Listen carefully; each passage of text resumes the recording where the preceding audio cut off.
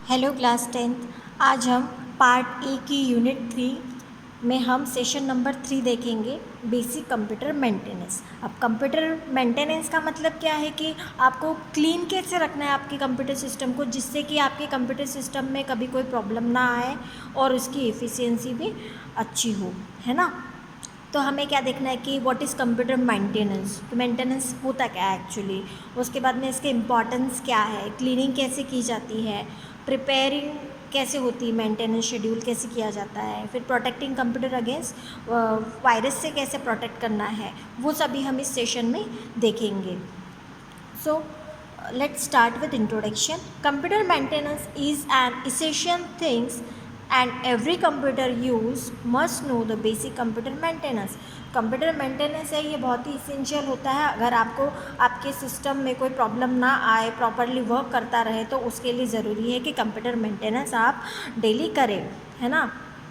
उसके बाद में यहाँ पे आपको डेफिनेशन मिलेगी कंप्यूटर मेंटेनेंस की। A computer maintenance refers to the action carried out so as to keep a computer in a good state of working. वही एक्शंस होते हैं जिसकी वजह से आपका जो कंप्यूटर वर्किंग है वो एक उसकी गुड स्टेटस में वो काम करते रहे, एक अच्छा परफॉर्मेंस दे, है ना। तो इनमें क्या क्या इंक्लूड्स होता है, जैसे फिज़िकल क्लीनिंग है और इंटरनल क्लीनिंग है। फिज़िकल क्लीनिंग का मतलब है कि आपको आपके सिस्टम को, कंप्यूटर सिस्टम को डस्ट फ्री रखना है, बिल्कुल भी डस्ट नहीं होनी चाहिए, है ना। इसके अलावा इंटरनल क्लीनिंग है। इंटरनल क्लीनिंग का मतलब है कि आपके सिस्टम को आपने वायरस फ्री रखना है और उसका बैकअप टाइम टू टाइम लेते रहना है, और जो सॉफ्टवेयर्स होते हैं उनको अपडेट भी कराना है। So let's start with physical cleaning. Physical cleaning so as to remove dust and debris as this heat up a computer, जिससे कि आपके सिस्टम जो है वो हीटअप होता है, डस्ट पार्टिकल्स सिस्टम पे होते हैं तो उनको हमें क्लीन करना पड़ता है। इंटरनल क्लीनिंग की बात करें तो जैसे कि आपके सिस्टम में कभी वायरस अटैक ना कर जाए, इस बात का भी आपको विशेष ध्यान देना होता है।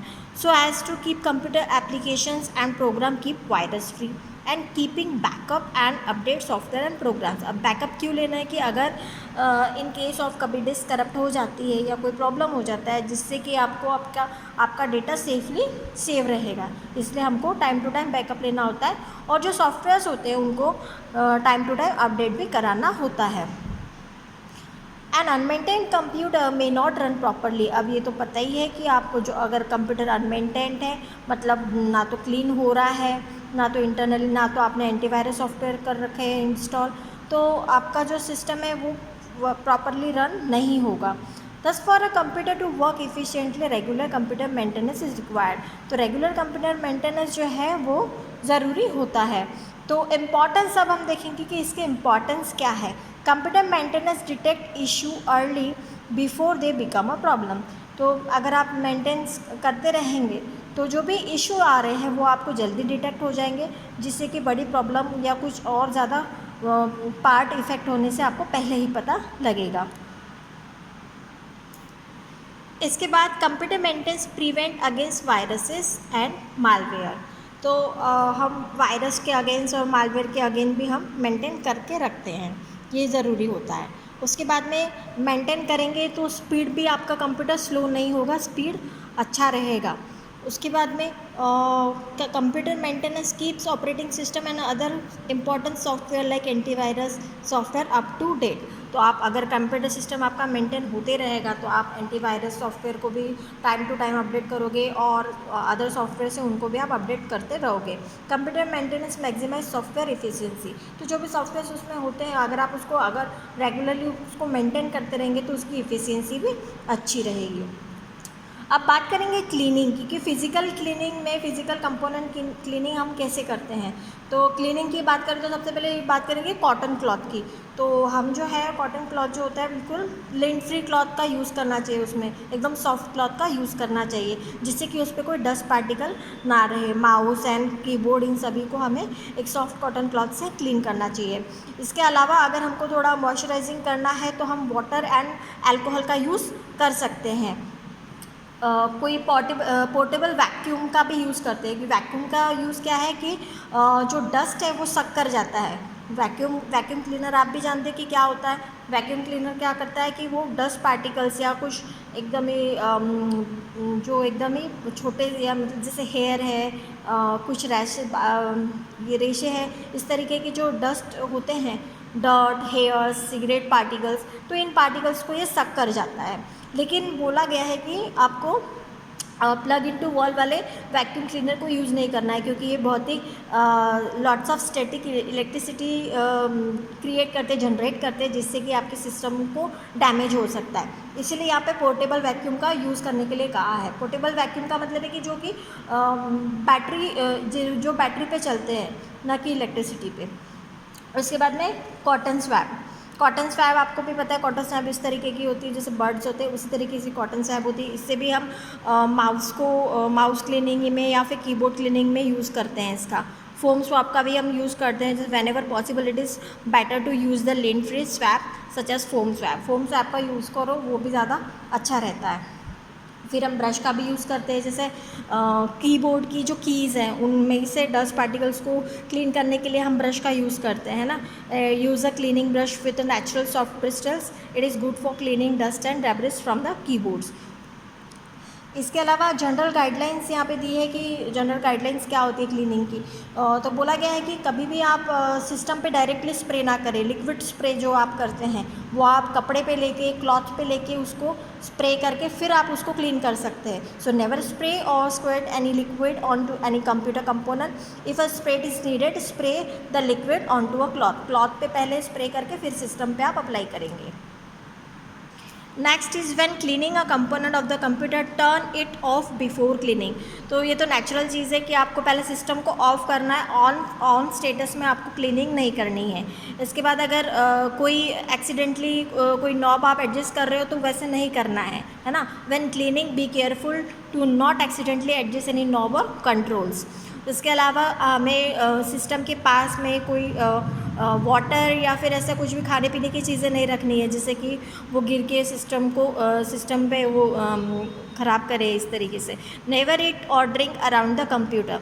Limit smoking around the computer. तो कंप्यूटर के अराउंड आपको स्मोकिंग भी नहीं करनी है।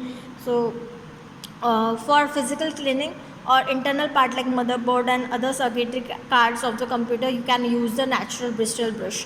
अब नेचुरल ब्रिस्टल ब्रश का मतलब जो मदरबोर्ड है, इंटरनल पार्ट जो होते हैं उनको क्लीन करने के लिए यहाँ पे नेचुरल ब्रिस्टल ब्रश का यूज़ करने के लिए बोला गया है ना। Can be of compressed air to blow dust off. आप एयर ब्लोअर का भी यूज़ कर सकते हैं, एयर ब्लो करके भी आप उनको क्लीन कर सकते हैं। Never use anything harsh object such as wire brush. अभी कोई भी हार्श ऑब्जेक्ट का यूज़ करके हमको क्लीन नहीं करना है, जैसे वायर ब्रश होता है या फिर रेज as also discourage because they easily snag off electrical leads and parts. तो जो भी हार्श ऑब्जेक्ट है या हार्ड ऑब्जेक्ट है हमको सिस्टम पे क्लीनिंग के लिए यूज़ नहीं करने हैं। अब यहाँ पे जनरल गाइडलाइंस यहाँ पे दी गई है कि कंप्यूटर मेंटेनेंस की जनरल गाइडलाइंस क्या होती है। जैसे keep the keyboard, mouse and opening cleans. तो उसके बाद में जेंटली क्लीन योर मॉनिटर। या आपको भी पता है कि मॉनिटर स्क्रीन को जेंटली क्लीन करना है, क्योंकि मॉनिटर स्क्रीन पे अगर रैशेस आ जाएंगे तो वो दिक्कत करेगा आपको। Keep your computer cool by keeping it dust free. अब डस्ट फ्री रखेंगे तो ही आपका सिस्टम जो है वो कूल रहेगा, अदरवाइज़ ये बहुत हीटअप करेगा। And ensuring that any computer cooling fans are blowing air in the right direction. मतलब जो अंदर जो फ़ैन चलता है वो राइट डायरेक्शन में चल रहा है या नहीं चल रहा है। Are not working against each other. मतलब कोई भी इंटरनल जो फ़ैन होते हैं वो राइट डायरेक्शन में होने चाहिए। Keep food and beverage away from the desktop and laptop. तो ये तो पता ही है, कुछ भी मतलब खाने पीने की चीज़ें आपको सिस्टम से दूर रखनी है। Organise cord and other e debris. जो भी कॉर्ड्स वगैरह है, जो भी केबलिंग्स है वो आपको प्रॉपर्ली ऑर्गेनाइज करनी है। Don't overcharge your laptop batteries. तो किसी भी जैसे जो भी बैटरी वाले होती हैं चीज़ें उनको ओवर चार्ज नहीं करना चाहिए। आपको भी पता है मोबाइल को भी आप ओवर चार्ज करने से अवॉइड करते हैं। Always use good quality UPS and batteries. तो एक बेटर क्वालिटी का यूपीएस आप यूज़ करेंगे जब भी आप सिस्टम का यूज़ करेंगे, तो कि a typical UPS protect a computer from over voltage as your as under voltage. तो एक गुड क्वालिटी का जो यूपीएस होता है वो आपको जो वोल्टेज में जो फ्लक्चुएशंस होता है उससे आपके सिस्टम को बचाता है। Don't block the vents of computer और लैपटॉप। जो वेंट्स होते हैं जिससे आपका एयर बाहर निकल सकता है, मतलब जो भी ओपन एरियाज होते हैं उनको ब्लॉक नहीं करना चाहिए कभी। And keep magnets away from your computer laptop. Magnet कभी आपके कंप्यूटर या लैपटॉप के आसपास ना रखें। Be careful with unfamiliar wifi network. अभी आपको मान लो कोई वाईफाई नेटवर्क मिल रहा है और आप नहीं जानते उसको, तो उसको कनेक्ट नहीं करना है, क्योंकि क्या पता उसके थ्रू आपके सिस्टम में वायरस आ जाए, है ना। शट डाउन या computer laptop properly every night. तो आपको शट डाउन प्रॉपरली करना है। Regularly delete unwanted programs. जो प्रोग्राम आपको नहीं चाहिए, जो आपके यूज़ में नहीं है, उनको रेगुलर आप डिलीट करते जाएँ। Use an external hard drive for backup and extra file storage. तो आपको बैकअप लेते रहना है, एक एक्सटर्नल हार्ड ड्राइव का, हार्ड डिस्क का यूज़ करना है जिस पे आप बैकअप लेते रहें ताकि आपका डेटा सेफ रहे। Get antivirus and anti malware software.